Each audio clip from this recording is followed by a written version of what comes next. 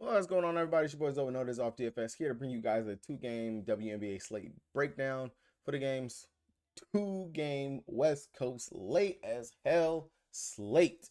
If you guys are new here, you guys haven't done so already, make sure you guys go ahead and smash that subscribe button so you don't miss any of the content putting out over here on the channel. Drop a like on this video if this video or any of my other videos help you guys win some money. Definitely check out some of the stuff that I got going on over here on the channel. I've already dropped a prop video for today, and we just got some news that we got some questionable players now.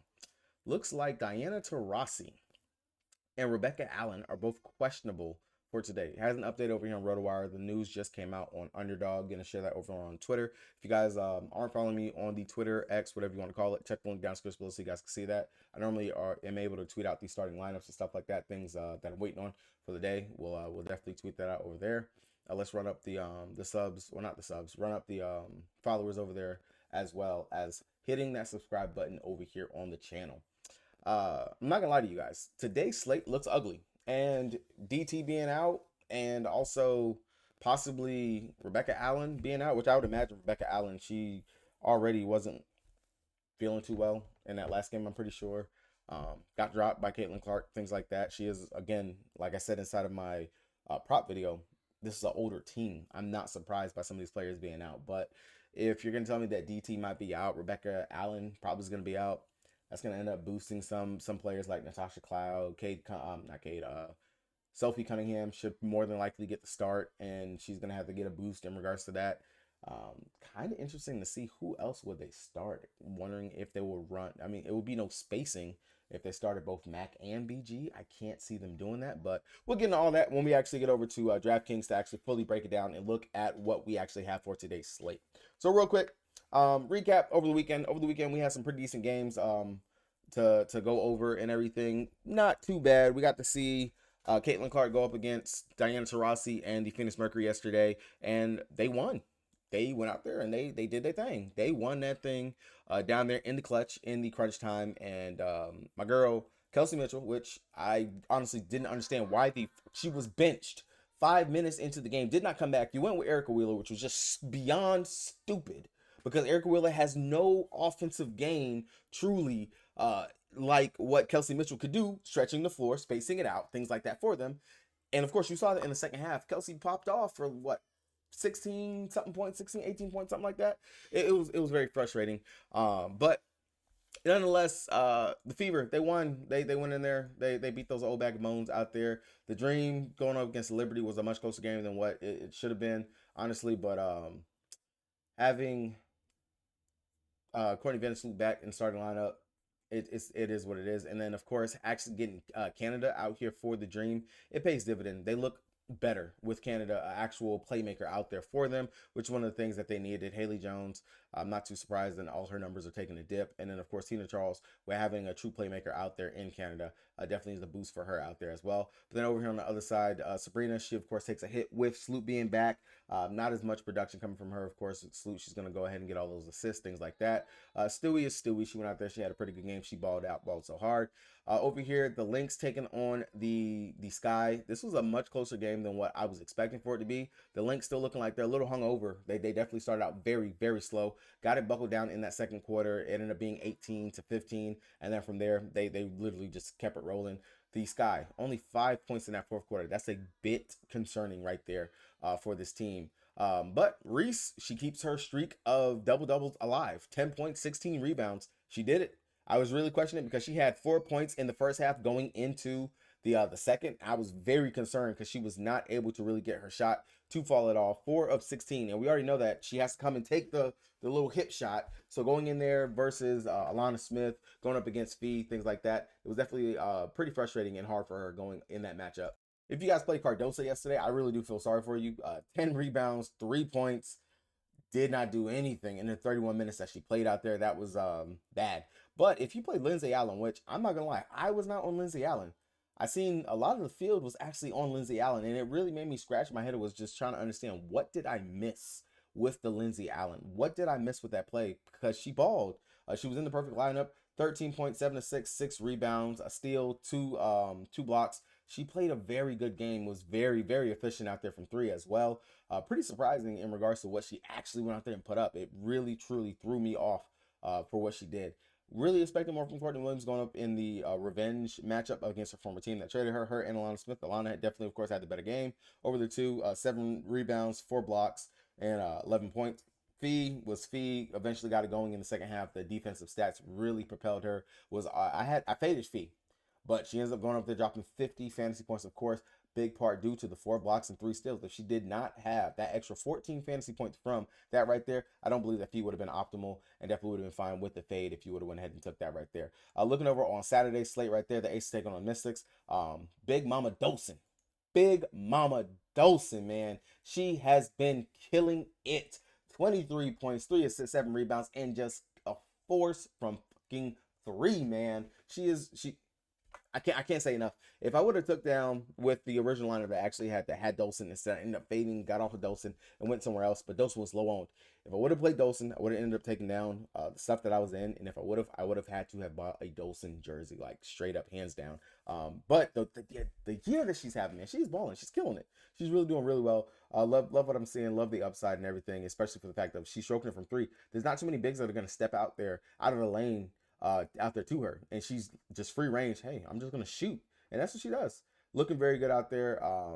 23 points, 3 assists, 7 rebounds. Just can't talk enough about it. 5 of 6 from 3. Amazing.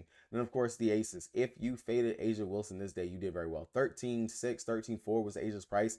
Ridiculous pricing for her, and she definitely bombed a lot of people's lines right there on the day. Jackie Young and that girl, Chelsea Gray. I would expect Chelsea Gray to get her price bumped up finally more towards the 7, close to 8K range now. 22 points, 4 assists, 4 rebounds was really the driving force for them to actually win and stay in this game. And then, of course, like I said, we're having literally a back-to-back. We've already just seen it. My Dallas Wings taking on the Seattle Storm. Of course, Seattle, they went out there, they did the thing, balled out, balled so hard.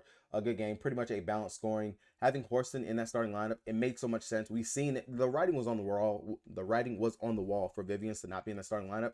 And I'm glad that the Storm made that switch because Horston, she brings the energy. She brings it on the defensive side. She definitely can guard 1 through 3 and can guard up a little bit to some of those 4s as well. Very feisty, very handsy, very lengthy, long. Can actually has a decent shot, can cut as well. Rebounding. The rebounding numbers for Horston is the only thing that aggravates me because, of course, with Horston coming in there and she legit snatches a lot of those rebounds down because she's so quick, so fast with it. As he's not getting the rebounds that what we were seeing before, Nneka's not getting the rebounds. And I'm not just talking about from this game. This has been a thing going on. Horston, she is roughly about like 4 to 5 rebounds. This was an outlier game for her with 11 rebounds right here. But I'm not surprised at all just for the fact of the upside that she brings to the starting lineup. And it's very good that the Storm did make the switch and did that for them. All right. Heading over to DraftKings, the site that I play the most on the site. If you guys don't got an account, you want one, check the link down in the description below so you guys get that deposit match bonus and join your boy over here on the King. So, like I said, we got a 2-game slate. Some news, of course, just rolling down the pipeline in regards to the Phoenix Mercury. Over here for them, with Allen being out more than likely, DT possibly being out as well. That's going to leave 1, 2, 3, 4, 5, 6. Not too sure about Herbert, and which they have actually been giving her a little bit of run. That would be interesting if she does, which make sure she's actually still on the team. It'll be interesting if they give her some extra run. I would be very, very interested in the starting lineup. I would imagine that if both DT and Allen would be out, Cunningham would start, and we might see Sutton get the start, which we've seen Sutton start last season. That was a pretty big thing. Sutton can knock down the 3 if she's actually just open and can actually knock down a shot. But either way, this is going to be a tough matchup at the end of the day for them. The firepower that you're missing without DT and Rebecca Allen, both of your 3-point shooters that you have in the starting lineup to help space the floor out there with Copper, with Cloud. It's going to be interesting all around from this Phoenix Mercury side. This game, if you could bet the total, if the total is still sitting like around a 159, I would take the under. I struggle to see where the Mercury are going to get their offense from. Really do. The Connecticut Sun, they already keep teams typically below 80 points. That has been the average of what they're keeping opposing teams to. They are top defense in the league for a reason. They slow the game down. They slow the pace down. The guard defense that you have with Carrington, Ty Harris, they're very good out there. DeWanna Bonner out there at the 4 position. Good defenders all around. This game is going to be muck. It's going to be ugly unless the Phoenix Mercury legit come out and push the pedal. Now, I see them more than likely playing a zone that should pay dividends for the shooters over there on the Connecticut with Ty Harris, with Carrington, things like that, just to make up for the laps in regards to how slow Brittany Griner can be out there on the court. Same thing for the laps in rotation, stuff like that, that sometimes come from Copper whenever she's just not paying attention. Same thing, Cloud. She's feisty. She's been trying to guard up with some of the fours, which I don't understand. That is, I don't want to call it stupid, but it's not the recipe for success. We saw yesterday they had Cloud trying to guard Boston. And when they were doing that, Boston punished her, backed her down, got in there, just and went to town. And you had a good string of, I think Boston scored like 7 straight because she was just torturing Cloud out there. So really, I'm gonna have to get the starting lineup over here for the Phoenix Mercury. I know I skipped over the Connecticut Sun, but just looking at it, I might have some interest in the players that'll be playing off the bench. Maybe some Sutton, if you're going to tell me that Sutton's going to start, or take a toss at Cunningham. If they were to start Herbert, maybe that'll be some type of interest right there. But no, not too much. All GPP options over here for the Phoenix Mercury. If they are down to like an 8-woman rotation, you're going to have to more than likely take a piece from them because somebody's going to have to play the minutes. We will figure that out. I will post that in the Patreon on the Up There With The Core. I will do a breakdown for today in regards to how I see stuff going, especially once we get more clarification on if DT and if Rebecca Allen will be out. So those things are very important. Actually, let's see if they actually updated this already. Back soreness, I doubt that she plays. A maintenance day could be on the table for the veteran. Back to back, Tarasi condition. Doesn't give us anything Nuggets for it in regards to who would actually get an uptick if they were to be out. Yeah, no, I would not be surprised if both of them sit. They're old bag of bones. I wouldn't be surprised at all if they sit. Now going over to the Connecticut Sun side. This on this side, I actually like a lot of them over here. Primarily being, of course, Carrington, Ty Harris. I love the upside for both of them. If you got to see my prop video already for today, I was already on Carrington in regards to her fantasy points scored, 8,200. It is a bit on the expensive side, of course, when I have Skylar Diggins-Smith sitting right around there, which is too cheap for the price that I actually have her over there. Or I could just pay down, go ahead and get a Odyssey Sims, things like that. But Carrington, the upside is definitely there for her to go out here and give us a 30-ish fantasy point type game, depending on who's actually in or out. That first game when they did play, she really did not deliver. Of course, that game was a blowout. It was truly a blowout for them. She only played 23 minutes in that game. She gave us 22.5 fantasy points. So still put up a fantasy point per minute in that game. I do believe if her scoring is there in this game, she definitely can go out here and get us at least over 25 fantasy points, which she has done in 4 out of the last 5 games. So I do like the upside for Carrington. Then, of course, again, Ty Harris. If they're running a zone out there for the Phoenix Mercury, you bust the zone with the shots, with the mid-range shots or getting your threes, things like that. Break down the zone, get in the middle, things of that nature. Ty Harris, I know point guard considered assists have been down quite a bit, but she is their best 3-point shooter that they have out here next to Rachel Banham. I do like the upside for Ty Harris as well, especially if she is able to go out here and knock down some threes. 7,100 definitely gets you to come off of Carrington. I know that she will be lower owned versus taking Carrington. No one really likes to go there and play that as well. And then, of course, speaking of the guards, Banham. This could be a Banham game. If the game blows out, which looking at it when they played going up against Phoenix, she played 20 minutes in that game, only 7 fantasy points. She shot 1 of 8 from the field, 1 of 6 from 3. Banham, very so often she can go out here and have you a blow up game, just like I did going up against my Dallas Wings. This could be one of those games where Banham can actually go out there and do that. Now, outside of that, they do like Burton. I don't know what it is about my girl Burton, but they love having this girl out there on the court. Burton will have to be someone I will have in my player pool and have to consider, especially for what's on the table. This game possibly could blow out. I will have to consider Burton at that 4K price tag that lets you come off of Odyssey Sims. You definitely can't take a GPP flyer on playing her and just hope that Burton can put up the exact same or a little bit more than what Sims can put up for the price tag and let you pay up for maybe you want to just play all the bigs in the Dallas and Seattle game. Or you just want to run like Lloyd, Arike, or Skylar, Arike, NECA, just running a very tight combination of some of the bigger names on today's slate that are in the better game of the two right there. Definitely, I would take the flyer on coming down here to Burton at the 4K price tag. That's something you can do. AT, 11K. I'm not gonna say I hate it. I see the upside, the possibility. She really has been having to me a down season. Hasn't done too much for us over these last several games. 24 minutes against the Phoenix Mercury, dropped 31.5 fantasy points. Interested, but not too interested. Not a must play, especially when I have NECA, I have Ezzy, I have Lloyd, Skylar, Arike, Natasha Howard, Tierra McCowan on today's slate. I'm not too heavily invested or interested in going over here to AT at 11K. With that being said, I'm pretty sure the rest of the field will probably feel the exact same way that I do. Makes her a great GPP option, but not a must play on today's slate. And I will say, as long as the game stays close, Bree Jones will be out there to match up with Brittany Griner. Bree Jones, she has been dud, good game, mid game. Take a flyer. is the best thing I can say. I would take a flyer on her. Not a must play by any means of the missable stretch. Not at all.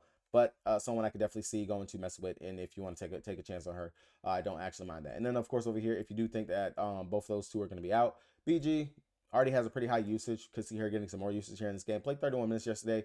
Haven't seen her play on a back-to-back. She has not had to actually play that, but she has played some games on some short days of rest. So the upside for her could be there if she decides that she wants to go out there and ball going up against Bree Jones or Alyssa Thomas out there. She is going to be the biggest person out there on the court. Even if they put Olivia Nelson-Ododa out there, she should be able to bully her as well. Depends on how much BG wants it, how much BG is going to actually go out here and do it. Can she go out here and get us double-double? Can she go out here and get us 20 points? She can. It's the question of will she? Will she actually do it? I kind of really don't want to take the chance and risk it for that. Coming over here for the Dallas wing side. Again, my Dallas, we just seen this game. We already know what it is. Arike, if you can fit her, I'm going to do my damnedest to get Arike into my lines. Arike, 10-7. Honestly, she should have been like 11-5. I understand. Cool. Might lose this game, but still. 45, 45, 42, 21. Down game going up against Washington. 34. She dropped 3 of 11 from the field. 0 of 6 from 3. But since then, just look at the 3-point numbers that she has put up over these last several games. 6, 5, 5, 7. Taking a ton of shots out there for 38, 39, 40, 38 minutes. She's out there on the court. Whether or not if the game blows out, she is still out there because Dallas always feels like we have a chance. Now, granted, our playoff hopes are really just going deeper and deeper into the toilet right now, but Reek is going to Reek. Reek is going to play. We don't got to worry about her being a player that needs some rest for Olympics or anything like that. She's going to ball. She's going to be out there. If you're telling me that right now, her floor, to me, in this matchup in this spot, is right around 40. That's what she's done so far this season, going up against Seattle. She's played very well going up against them. The 3-point boost that I actually get for her, 10-7, that's enough said. Not even going to go anymore or any further. Natasha Howard, Tierra McCowan. Howard played very good to start the game, then fizzled out literally in the second half. 12 points, 3 steals, 5 assists, 7 rebounds, 32.25 fantasy points. She has to do more. Going up against technically her former team, she can go out here, she can ball, she can actually put up some pretty decent numbers. She has to ball, she has to be the second fiddle out there to Rike and actually give us some good numbers. Now, Big T played 29 minutes in the last game. I'm personally surprised. She was playing very good to start, but then got ran off the court, didn't play her regular normal minutes, only 29 minutes in this game. Again, centers going up against the Storm. They've actually done pretty decent so far this season. I don't mind going out here to Big T if you want to come off of getting Natasha Howard. The upside is definitely there for her. Everyone else over here, I'm not messing with Billings. A little bit too much for me right there. Uzan's Hell no. Sheldon, their minutes are really capped because of Sims. She is the firecracker. They love Sims. Sims is going to play at least 20 minutes. At least 20 minutes. She's going to go out there. She's going to do as much as she can.